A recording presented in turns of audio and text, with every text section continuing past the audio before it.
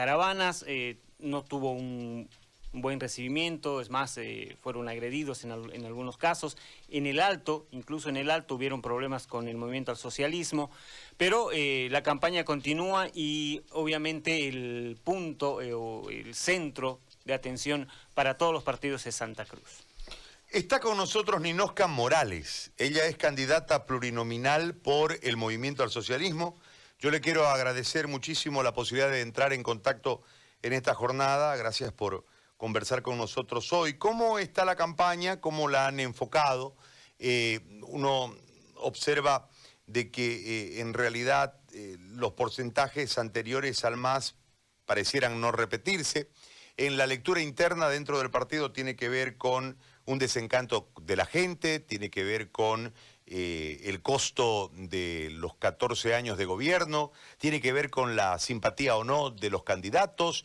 ¿Cuál es la lectura interna que hace el Movimiento al Socialismo de este marco de situación? O el manto del fraude que le conspira en contra. ¿Cómo leen ustedes internamente desde la autocrítica, sí, no desde la consigna, sino desde la autocrítica, este momento electoral del país? Señora Ninosca, agradeciéndole de nuevo por conversar con nosotros. Muy buenos días, Gary, muy agradecida por tenerme aquí en su programa, en este espacio tan importante.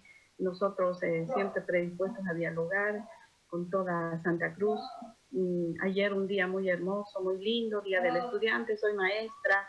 Felicitar a todos mis estudiantes, un bloque muy especial donde educo, ya que ellos trabajan de día y estudian de noche, muy sacrificado para ellos, y nosotros tenemos que motivarlos a que continúen, a que lleguen a profesionalizarse.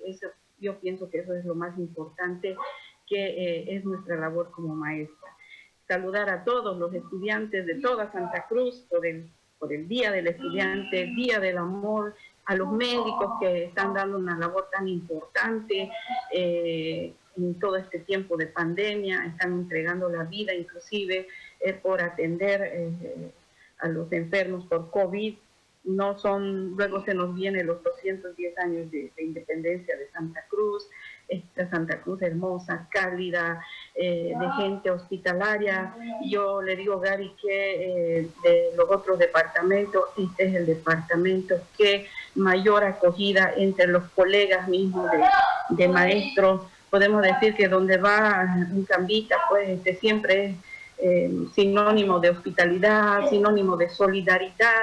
Increíble la solidaridad que existe entre la gente de Santa Cruz, y es así como se caracteriza. Volviendo a las preguntas que usted, nosotros pues los hechos que han ocurrido, además de que un día tan hermoso, tan lindo, que se debe mostrar a Santa Cruz lo que es en esencia, porque en esencia, hay que decirlo, usted, Gary, tiene un carisma muy, muy hospitalario, todos, absolutamente todos los que viven en Santa Cruz, pero se tiñen, ¿no? Por ciertos grupos, no podemos generalizar. Son ciertas personas que no entran y no encajan en el tema de que estamos en una etapa democrática donde tenemos ideas diversas, tenemos ideas diferentes en las que debemos resolver de otra manera, y no es con la violencia. Condenamos absolutamente todos los hechos que atentan contra la vida, condenamos estos hechos donde van jóvenes a apedrear. Pienso de que para nosotros primero es la vida, se debe rescatar la institucionalidad.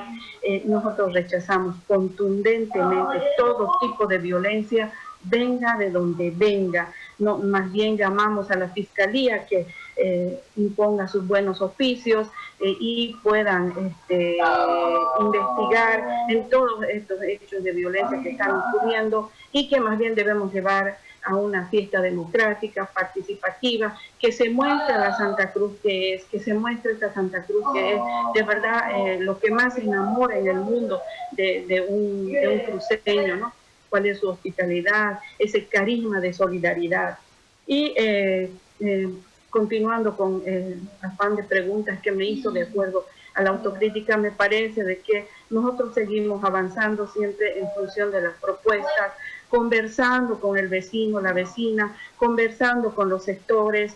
No hace mucho hemos tenido una reunión con los maestros urbanos, rurales, para rescatar la problemática en sí de educación, que estoy muy interesada ya que salgo de ese rubro, pero no nos quedamos ahí, seguimos conversando con otros sectores, los gremialistas, los microempresarios, los empresarios y todos los profesionales para poder encontrar una nueva agenda y poder llegar a trabajar esta agenda rumbo a 2025-2030.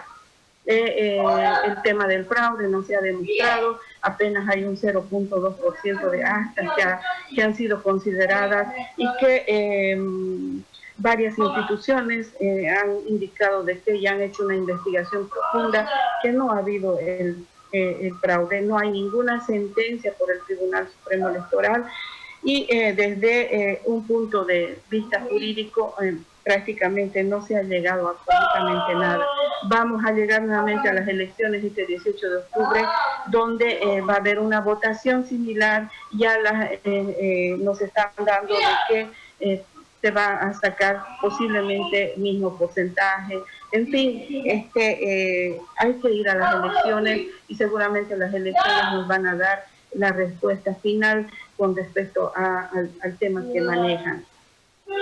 Yo pienso, Gary, de que seguimos nosotros en el camino de conversar con el pueblo, que es lo primero, recoger todas las necesidades que se tienen para poder ir avanzando.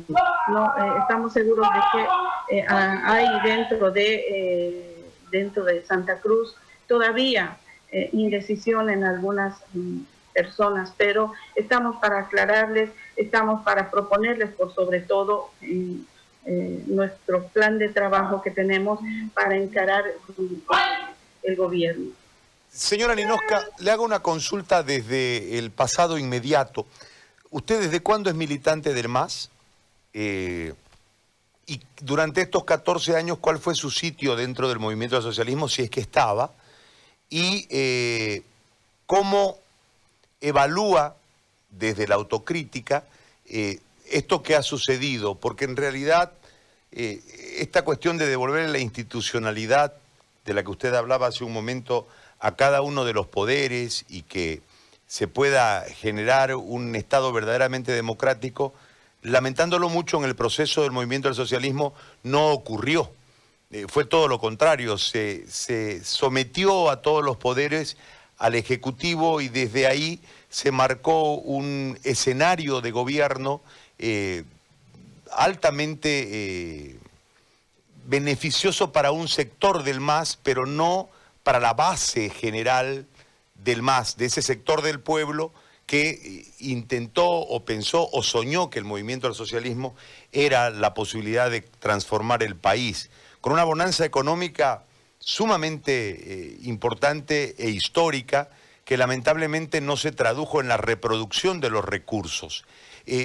Hay muchos errores dentro de esa administración, más allá de los condicionantes de orden moral que han surgido en el último tiempo y que están siendo investigados, relacionados a las preferencias sexuales del mandatario. Pero yo voy solamente a la gestión porque quiero saber cuál era su lugar en estos años en que su partido gobernó el país. Bien, nosotros siempre fuimos parte del sindicato iniciamos en la Federación de Estudiantes de Secundaria, fuimos federación cuando estuvimos estudiando ahí, entendimos de que a partir de las movilizaciones, cuando lo teníamos al ministro Pitos de Vila, como gobierno Hugo Banzer Suárez, la única forma de encontrar alguna salida con relación a las demandas que teníamos en educación era salir a las calles. Llegamos al 2005 con muy débil educación, donde nos hemos enfrentado prácticamente a que nuestros salarios tenían que salir de la limosna internacional. No, esa es una realidad del maestro, está escrito y cada maestro le puede contar la verdad que ocurría con nuestros salarios y nuestros aguinaldos. Nosotros siempre en las aras del sindicato hemos pertenecido al colegio donde hemos trabajado siendo parte de los sindicatos de maestros y luego a formar parte de la Federación de Maestros Rurales en este último tiempo ya en otras circunstancias donde no se tenía que ir a pedir un incremento limosna, sino más al contrario, se tenía que negociar de otra manera los incrementos, se nos ha dignificado. Mire, Gary, yo le cuento, antes del 2006, un maestro en quinta categoría ganaba menos que el salario básico de ese entonces. ¿Y cuánto era el salario básico? Era 500 bolivianos. No, nosotros ganábamos menos que eso. Oscilábamos entre 400 a 425 bolivianos. Después fue incrementándose nuestro salario, se fue dignificando. En este momento el salario mínimo es 2.200. Un maestro mínimo con categoría mínima y lo más básico que puede ganar está en 3.500. Usted puede observar qué es lo que ha ocurrido en todos estos años con respecto al manejo administrativo, ¿no? Y le estoy hablando solo de una parte del sector de educación. Entonces, y no solamente ha quedado en el incremento de nuestro salario, sino también ya no trabajábamos bajo los árboles o bajo calaminas, ¿no? Porque no habían escuelas y también teníamos que llegar a pie. Maestros rurales, le estoy hablando de maestras rurales que estamos en todos los rincones de Bolivia, ya que teníamos que entrar a pie o en caballo. En este momento hay carreteras pavimentadas, hay módulos educativos grandes, unas escuelas donde solo llegaba al nivel primario y eran multigrados, ¿no? Donde solamente un profesor abarcaba de primero a sexto de primaria. Ahora ya existen secundarias, existen tecnológicos. Entonces, este avance que ha tenido en los 14 años del sector de educación es también una de las pequeñas muestras de las que podemos decir cómo se ha trabajado en los 14 años. Todo este tiempo y todo este periodo hemos estado involucrados en el área sindical. Cuando aparecemos en el área política, cuando nos damos cuenta que para tener mejoras en educación, para tener mejoras en el tema de salud, inclusive teníamos que ser parte de la Asamblea Legislativa. Todo lo que las necesidades que se tiene dentro de que nosotros hablamos, conversamos con los padres de familia, estamos en total diálogo. Si usted tiene hijos, seguramente ha conversado con la maestra, y no solamente el tema educativo, sino se conversan varios temas. Nosotros teniendo reuniones y conversaciones con toda la comunidad educativa nos dimos cuenta que todavía seguía y faltaba, tenemos que seguir avanzando, y es donde se toma decisión que debemos ser parte de la Asamblea Legislativa y nos sumamos a las filas del MAS. No se olvide que el MAS no es un partido político, sino es la aglutinación de organizaciones sociales, donde estamos varias organizaciones sociales dentro de este instrumento. Para nosotros es instrumento para poder llegar y ser parte del gobierno. Y de esta manera es que nosotros entramos. Se ha ido rescatando, yo les voy a decir, lo que ha ocurrido estos últimos 10 meses en educación, ¿no? Hay una total desinstitucionalización, donde se le ha quitado todo el manejo administrativo y todo lo que corresponde a la educación. Se ha quitado el derecho de la educación de los niños y jóvenes, sin considerar que se podía haber tomado otros caminos, sin considerar que había profesores preparados para poder encaminar la educación. No se escuchó a ninguna de las federaciones ni las confederaciones, ni siquiera a los padres de familia, ni a los padres de familia que están en colegios particulares. Fue muy lamentable lo que se destrozó la educación y se desinstitucionalizó, donde ahora en este momento se dan cargos de profesores sin siquiera dar un examen, sin siquiera entrar a un examen de competencia, cosa que ya nosotros habíamos ido trabajando durante muchos años atrás, ¿no? Y fuimos mejorando e institucionalizando el tema de educación, ¿no? Pero en 10 meses se ha destrozado este tema, una clausura del año escolar, donde es el único país que se ha clausurado de esta manera, sin haber pasado clases de ningún tipo. En los otros países se han ido clausuras porque ya tenían más del 50% de avance, pero sin embargo en Bolivia no. no, se ha quebrantado prácticamente la institucionalidad, cosa que no ocurría eso en los años anteriores. No, el tema del manejo económico que usted indica, no, si bien ha habido una bonanza económica, pero eso ha sido gracias también a la nacionalización. Ha habido una subida de los hidrocarburos, solamente esta subida ha sido de 2 años, no han sido de los 14 años. Inclusive en los últimos años ha estado mucho más baja el precio de los hidrocarburos. Y bueno, si no hubiera habido la nacionalización, pregúntese cómo hubiera estado la situación en Bolivia. Hubiera habido para caminos, hubiera habido para escuelas, hubiera habido para la cantidad de ítems. En lo que es educación, se ha logrado profesionalizar a todos los maestros. No, usted no va a encontrar hasta el 2006, usted pillaba mucho más de 6.000 maestros interinos que no tenían estudio. En este momento usted no encuentra a ningún profesor que no tenga la debida licenciatura, que no tenga el debido estudio para ejercer la profesión de maestro. Estos son avances y esto es un fruto que nos ha dado la nacionalización. En este momento se está destrozando yacimientos, hay un nuevo contrato que se ha realizado con el Brasil y que lastimosamente está bajando el ingreso que debería tener sobre recursos económicos nuestro país. En este momento se han violado todos los derechos humanos y esto lo hicieron a nombre de la pacificación. No se ha quitado la libertad de expresión, Gary. Usted sabe que ha habido un decreto supremo que han tenido que abrogarlo porque justamente los periodistas han reclamado y toda la población en sí, no sé, el derecho a la salud ni qué hablar, ¿no? Se había construido cuántos hospitales en toda parte de Bolivia y estos no lo utilizaron para el COVID, prefirieron mantenerlos cerrados. Y después de que reventó la pandemia, recién empiezan a inaugurarlo cuando estos podían haberlo ya empezado a utilizar. Y más encima compran unos respiradores con sobreprecio. No, esto es lo que nos ha lastimado a la población, el ver cómo los gobernantes que en este momento están en función de gobierno hayan realizado estas compras con sobreprecio, hayan encima ocultado sobre los respiradores con sobreprecio. No se realizó las pruebas masivas, no hay medicamentos, ¿no? Entonces son emergencias rápidas que se les podía haber solucionado y que no se las hizo, ¿no? Se han postergado las elecciones, ¿no? Durante 3 oportunidades a nombre de la pandemia. Esto también nos ha dañado. Estas cosas no ocurrían antes porque se respetaba la institucionalidad. Y sin embargo, en este momento, en 10 meses, usted vaya a las instituciones públicas, cuán desordenadas están, ya no hay respeto absolutamente a nada. ¿Cuántos desempleados hay?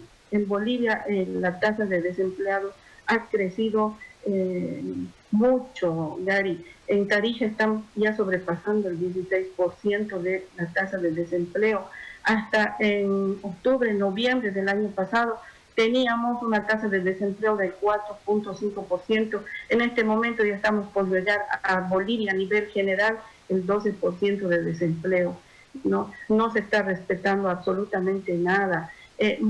Muy lamentable lo que está ocurriendo con nuestras instituciones. No hace mucho nos han informado que hay un decreto supremo que ya se quiere privatizar también. BOA nos está preocupando y todo este desorden está ocurriendo en 10 meses y eso no ocurría anteriormente. Entonces cuando empiezan a criticar los 14 años de gestión de gobierno, podemos solamente comparar en estos 10 meses qué es lo que ha ocurrido y retroceder un poco más, qué es lo que ha ocurrido en los 180 años antes del 2005, del 2006. Solo pregunte a un profesor cómo vivía antes del 2006 para que usted se dé cuenta cuál ha sido el cambio que ha tenido en estos 14 años. Ahora le pregunto algo, profesora, desde este marco, porque en realidad la narrativa de la historia siempre está contada dependiendo de los ángulos, ¿no? En realidad el éxito económico no tiene que ver con la nacionalización, sino con lo que se llamó el contrato de Müller, que endosó el precio del gas al precio del barril y eso le generó un incremento. Pero esa es una discusión en la que podemos entrar y seguramente su versión no cambiará la mía, pero la realidad marca un escenario muy distante y muy distinto al que usted nos cuenta. No me parece polemizar mirando hacia el retrovisor, porque en realidad lo que pasó antes ya pasó. La plata que se gastó, la plata del Fondiog, las platas que se fueron, ya se fueron. Y hay que mirar para el frente porque la vida es como la moto, no tiene retro, entonces hay que echarle nomás con lo que viene. En ese marco hay una serie de responsabilidades que en su momento seguramente, y de acuerdo a las investigaciones y los procesos, mostrarán si la gestión de Morales fue transparente, fue buena y le generó un crecimiento real al país y no un populismo exacerbado que en realidad nos construyó una burbuja que lamentablemente con la pandemia se reventó. Yo no soy defensor del gobierno de Yanine Áñez, entiendo que usted tiene mucha razón en muchos de los errores que le marca, pero también entiendo que la gestión de 14 años no obedeció al momento histórico y económico que vivió el país para desde esa plata producir empresas que generen más plata. Lamentándolo mucho, esa mala administración en un criterio muy particular nos va a volver a postrar durante algún tiempo hasta que volvamos a recuperar económicamente este país. Pero dentro del marco político hay una frase que está publicada en un diario de parte del candidato a vicepresidente, David Choquehuanca. Dice: nosotros vamos a gobernar escuchando al pueblo. Y el pueblo nos pide en las reuniones que el entorno, refiriéndose al entorno de Evo Morales, ya no tiene que volver. El entorno no va a volver. Vamos a hacer un gobierno de jóvenes, tenemos que darnos oportunidad con nueva gente. ¿Por qué le planteo esta frase del candidato a la vicepresidencia por el MAS y un genuino representante de lo que en realidad encarnó como representación el movimiento al socialismo en su condición de indígena? Desde esa frase creo profundamente de que en realidad parte del engaño general de esa cúpula del MAS que enredó al presidente Evo Morales y que no le permitió ver la realidad real y se la distorsionó, se enriqueció. Y ustedes los masistas quedaron postergados. ¿Qué quiere decir? Los 21 días y la caída de Morales le ha permitido a esta clase política masista que no estaba en primera línea, porque todos estos se fueron, asistir a la primera línea y generarle una transformación inclusive interna al movimiento socialismo. Esa es la lectura que yo tengo a la luz de esta declaración. Por eso es que le planteo la pregunta a usted hace un momento: ¿dónde estaba usted en el marco del político partidario? ¿Cuál era su escenario durante el gobierno? Usted me decía estaba en la dirigencia y después arriba ya al escenario político partidario para tratar de ser diputada. En esto, con toda esta lectura, se la planteo la consulta. ¿Ustedes fueron postergados dentro del MAS también? Había una cúpula que estaba como cegando el destino real en la esencia del movimiento al socialismo, y por eso la distorsión que les cuesta el poder y todo lo que hoy, porque hoy es difícil para ustedes hacer campaña, ¿no? Estamos muy de acuerdo en que la violencia no tiene que ser desde ningún punto de vista justificada y todo el mundo puede manifestar lo que quiera y todo el mundo puede darle vivas a quien quiera políticamente porque estamos en un Estado democrático. Pero a la inversa sucedió en algunos lugares donde el MAS tampoco permitió hacer campaña en otro momento. Yo no justifico ninguna de las dos cosas.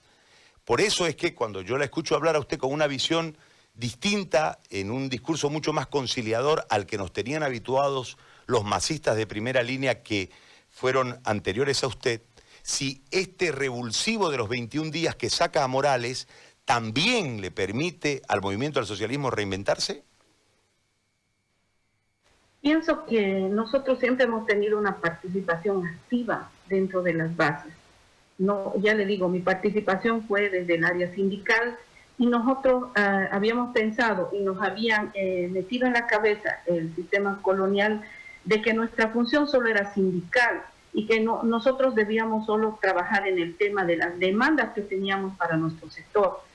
Pero luego de varios análisis, de varios congresos y varios ampliados, nos dimos cuenta que nosotros largamos la problemática, pero que la problemática no está bien resuelta de arriba.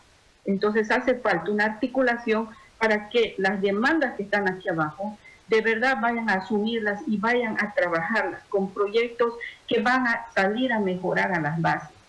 Esa es mi postura, por eso es que decidimos de manera orgánica, entre todos los profesores, que debemos ser partícipes también de la parte política, no solamente de la parte sindical, porque si usted conversa con todos los dirigentes sindicales, usted va a escuchar un montón de necesidades desde sus áreas, sea cualquier sindicato que fuera, pero estos dirigentes sindicales siempre estaban en las masas, ¿no? Llevando las necesidades a las autoridades de la Asamblea Legislativa, pero que no teníamos toma de decisión precisa.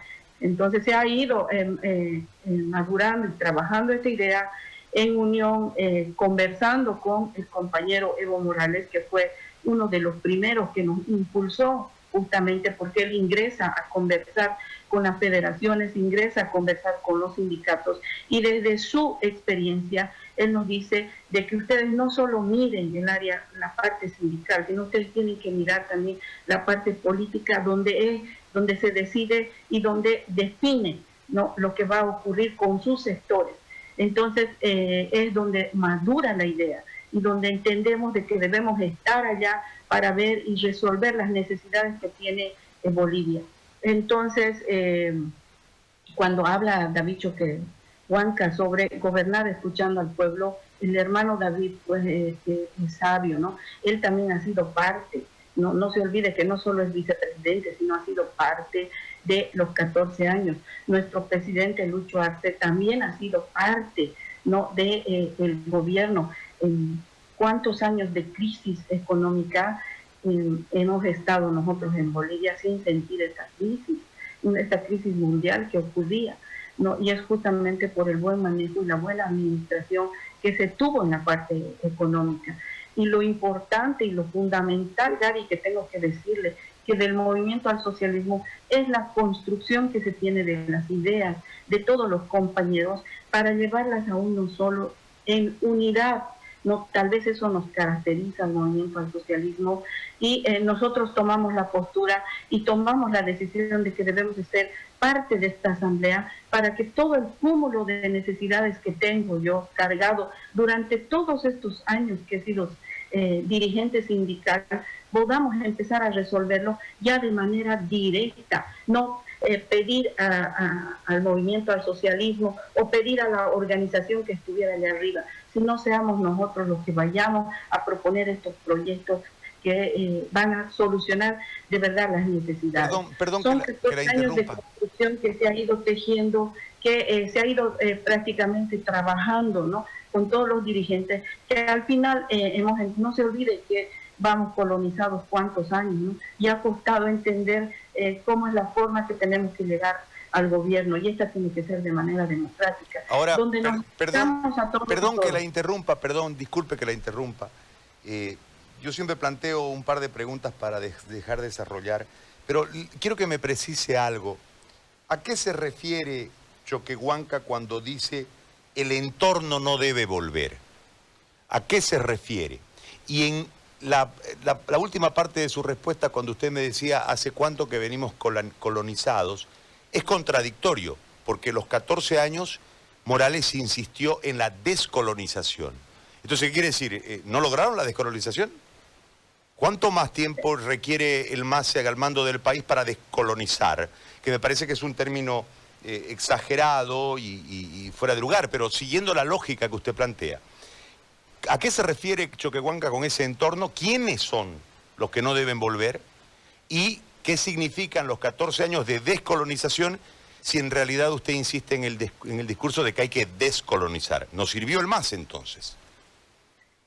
Tiene que ver desde su formación, Gary. A ver, yo le voy a hablar como mujer. Ajá. ¿De qué ha servido? Como mujer, todo el tiempo pedimos igualdad de derechos, pedimos equidad de género, pedimos un montón de derechos, y esto lo hemos hecho gracias a las luchas. No se olvide que el 52 usted ya votaba, pero las mujeres no. Y seguimos avanzando. ¿Y cuántas mujeres luego no estaban en las escuelas? ¿Cuánto ha costado hacer entender, y todavía ahora en la actualidad cuesta hacer entender, que las mujeres tenemos igual posibilidad que usted? Que nos cuesta sí, y esto es por el mismo hecho de que ya sabemos que hay leyes, sabemos que nos protegen, pero hay un algo interno, ¿no? Que no podemos todavía todas las mujeres empoderarnos como lo hacen los varones. Entonces va pasando lo mismo en todos los ámbitos, ¿no? Y a esto nosotros lo llamamos como colonización, ¿no? Y esto tenemos que sacarnos. No podemos meternos otra idea, sino nos tenemos que empezar a construir y a respetarnos entre todos. No me gustaría sobrepasar al varón como lo han hecho a la mujer, sino tenemos que empezar a construirnos entre todos. Cuando tal vez el compañero cuando habla de este tema, es nosotros la necesidad que tenemos y que le pedimos y que gritamos, ¿no? Es que queremos un ministro de Educación que sea profesor. Eso, por ejemplo, es una demanda, ¿no? Que se tiene de todo el sector magisterio. No hemos tenido, ¿no? En todo este tiempo, estos 14 años, un ministro que vaya a escucharnos, que sea un maestro de verdad. Tal vez el hermano David Choquehuanca se refiere a ese tema, ¿no? Nosotros como sector pedimos, y es una de nuestras demandas, ¿no? Tener a un ministro de Educación que salga de las aulas, que conozca la realidad de las unidades educativas. Ahora, pero ¿fue malo lo de Aguilar? Porque se introdujo la reforma educativa también, a través de la ley Abelino Signani, y esto no fue suficiente, esto está mal. Por eso le insisto en este concepto, es decir, usted me habla de la descolonización y fue parte del discurso de 14 años de que habíamos sido descolonizados.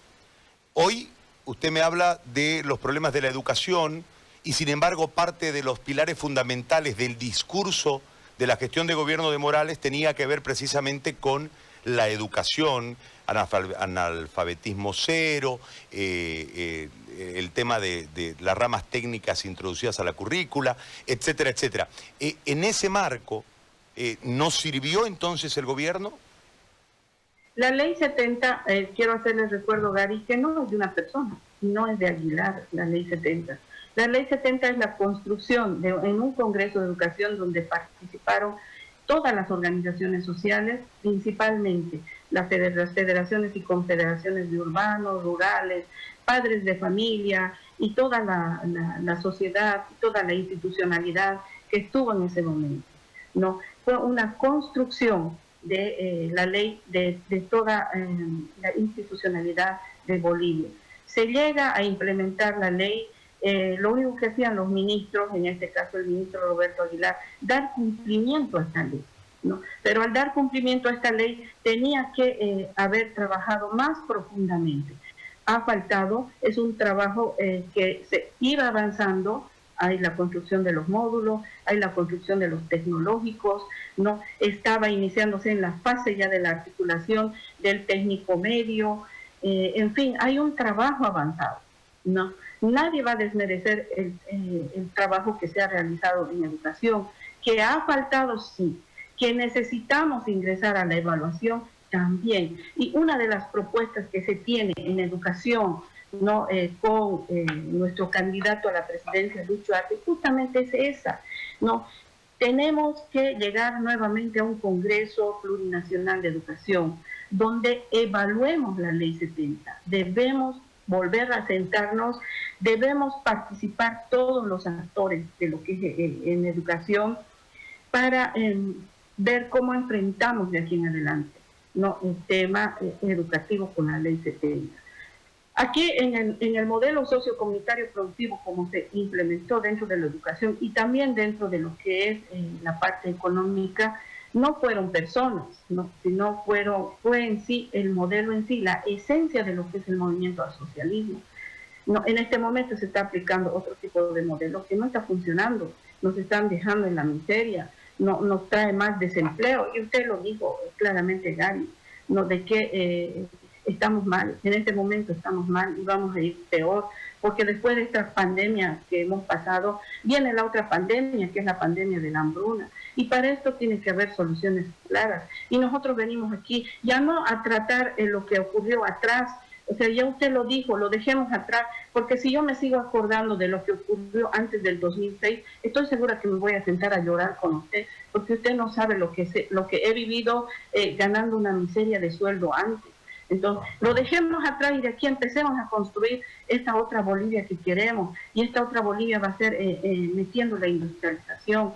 Ya había un proceso, ya se había dado paz, ya se había iniciado, ¿no?, con el proceso de industrialización, por ejemplo, del litio, de la urea, de la separadora de plantas de líquidos, había ya. Y esto tiene que continuar y se tiene que profundizar, ¿no?, para poderle dar solución a lo que nos va a dejar en este momento este gobierno y lo que nos va a dejar esta pandemia. Ahora, señora, le hago una consulta, la última. ¿Cómo se despierta la credibilidad después de 14 años de gestión cuando no tenemos más cosas? Es decir, usted me ponía de ejemplo la planta de urea deficitaria, la separadora de líquidos deficitaria. Hubo inversiones en el tema de las refinerías, 380 millones más o menos, y no hay que procesar, no hay que refinar en las refinerías porque se descuidó la exploración y lógicamente la explotación. Tenemos un problema muy fuerte económicamente, y cuando hubo plata, el hoy candidato no supo invertir la plata para que reproduzca más plata. Entonces, ¿cómo va a ser ahora que no va a haber plata para poder producir plata? Es un escenario. ¿Y cómo despierta la credibilidad el MAS en la gente si tuvo 14 años para las transformaciones y no lo transformó el país? Entonces, es muy frágil el discurso. Yo le hago la consulta desde una realidad para que usted desarrolle la respuesta, si es tan amable. Hay que ser claro, Gary, ¿no? Las transformaciones que fueron reales, ¿no? Y las empresas a las que usted menciona son las que justamente dieron el excedente para el pago del bono Juancito Pinto, para el pago del bono Juana Azurduy, para el pago de la renta dignidad, para el pago a los discapacitados, ¿no? Fueron reales. Usted vio que se pagaron esos bonos y no fueron con préstamos, ¿no? Los préstamos que en este momento se están recibiendo están para pagar bonos, pero con préstamos. Cuando estuvo en los 14 años, si bien hubo préstamos, fueron para inversión pública, ¿no? Y había que diferenciar qué clases de empresas se habían creado. Cuando estamos hablando de un sistema capitalista, un sistema neoliberal, donde usted va a crear una empresa solamente para generar excedentes, para generar ganancias, ¿no? Cuando estamos hablando del modelo sociocomunitario productivo, se van a crear algunas empresas para generar también trabajo, donde no le lleve a la pérdida, pero sí le genere trabajo. Entonces, es un modelo donde se está viendo la vida primero por sobre todo, y nosotros como movimiento al socialismo necesitamos priorizar la industrialización con sustitución de importaciones. En este momento se han abierto las fronteras, ¿no? Ya no se cuida cuánto alimento se debe quedar para las familias bolivianas, y están abiertas, pueden exportar todo lo que quieran, ¿no? Sin embargo, esto nosotros debemos priorizarlo, impulsar a todas estas empresas, las nuestras, las bolivianas, para que se sustituyan las importaciones, sustituir productos provenientes del exterior por los producidos en la industria nacional para garantizar el consumo de nuestros productos. Se deben ingresar con mayor ámbito a apoyar a estos emprendimientos. Tienen que haber, y siempre han habido dentro de los jóvenes, mayores sueños, mayores proyectos, y es donde el Estado debe garantizar y debe pues darles préstamos con bajos intereses, ¿no?, para que puedan emprender o finalmente con años de gracia. Entonces es la dinámica que tenemos que mover de aquí en adelante, que es la industrialización. Nosotros lo que tenemos urgentemente que implementar, por ejemplo, los combustibles ecológicos, que es un programa de diésel ecológico de segunda generación que nos va a permitir ahorrar la subvención justamente y reducir la importación de diésel. Esto nos va a generar un empleo para los jóvenes, ya que ellos pueden ir a recolectar estos aceites usados, ¿no?, y llevarlos a que se transformen y se vuelvan en biodiesel. Entonces, esto va a generar empleo en toda Bolivia y especialmente en los jóvenes, ¿no? Se debe incentivar a las empresas privadas. Ya se ha realizado y ha sido cerrado lastimosamente por este gobierno, lo han cerrado este programa, donde se le mandaba al joven profesional a que empiece a trabajar, el Estado cancelaba los sueldos hasta que él esté capacitado y luego pueda incorporarse en esa empresa. Ya se ha realizado, ha sido un éxito, pero en este momento lo han cerrado, ¿no? Se debe fortalecer a los jóvenes con el capital semilla. ¿Cuántos jóvenes hay con ideas profundas de cambio, de transformación, de crear un algo, ¿no? Y hay que incentivarlos, hay que promocionarlos, y el Estado tiene que garantizarle este emprendimiento, que es lo más importante, ¿no? También debemos garantizar la seguridad con soberanía alimentaria. Bueno, importante, Gary, todavía tenemos productos que nosotros traemos de Perú, de la Argentina, las manzanas, por ejemplo. Las manzanas no son nuestras. ¿Por qué no incentivar al pequeño productor a que empiece a sembrar para que tengamos manzanas bolivianas? Casi la mayor parte de la manzana es de Perú, es de la Argentina, y esto tiene que cambiar. No, la última pregunta, profesora. ¿Y por qué todo esto no lo hicieron en los 14 años? Se avanzó bastante. Pero vamos a lo de la manzana. ¿Por qué no hicieron la producción de manzana nacional si lo tienen tan claro? Se avanzó bastante, Gary. Tan claro que se tiene entendido que para fertilizar se necesita 3 productos para que podamos lograr cuál es la urea, el potasio y el fósforo. La urea se ha iniciado. Esta servía para fertilizar la tierra. No se olvide que la urea es el nitrógeno y está en bulo. El potasio ya se empezó a trabajar igual y se saca del salar de Uyuni. Lo único que nos falta es el fósforo. Tendríamos estos 3 componentes para fertilizar. Entonces lo que tenemos que hacer es, el sistema de riego ha ingresado igual, ¿no? Pero lo que tenemos que hacer es mecanizar más el sistema de riego para la siembra, ¿no? Tal vez iniciar en primera instancia con 80.000 hectáreas y para llegar hasta el final con unas 200.000 hectáreas. Y esto nos va a dar lugar a que logremos esta soberanía alimentaria que tanto hablamos sin deforestar. Eso es lo importante. Entonces, no se olvide, Gary, que era un país totalmente destrozado, ¿no? Y se ha ido ordenando y se ha ido construyendo y estamos donde estamos en este momento, ¿no? Visto por todo el mundo, el Producto Interno Bruto de Bolivia hasta antes del octubre, noviembre del 2019 estábamos por encima del 4.5%. En este momento, Gary, estamos por debajo del 10% y es por una mala administración. Entonces tampoco podemos quedarnos tan ciegos. Lo hemos sentido, el cambio profundo que ha habido en Bolivia, y esto tiene que continuar. Le agradezco muchísimo por este contacto, candidata. Gracias por este diálogo que hemos establecido en esta mañana. Ha sido muy amable, profesora, le agradezco. Muchas gracias a usted, Gary. Agradecer a la población. Estamos prestos para cualquier otro diálogo. Debemos encaminarnos nuevamente. Estamos a tiempo para salvar la economía. Tenemos al mejor ministro de Economía de Sudamérica. No lo hemos dicho nosotros, lo ha dicho la CEPAL. Y debemos continuar en esta dinámica, ¿no? De recuperar la economía, de recuperar la estabilidad social y la estabilidad política. Por sobre todo, hermanas y hermanos, debemos unirnos. El MAS trabaja en unidad, porque vamos a salir adelante.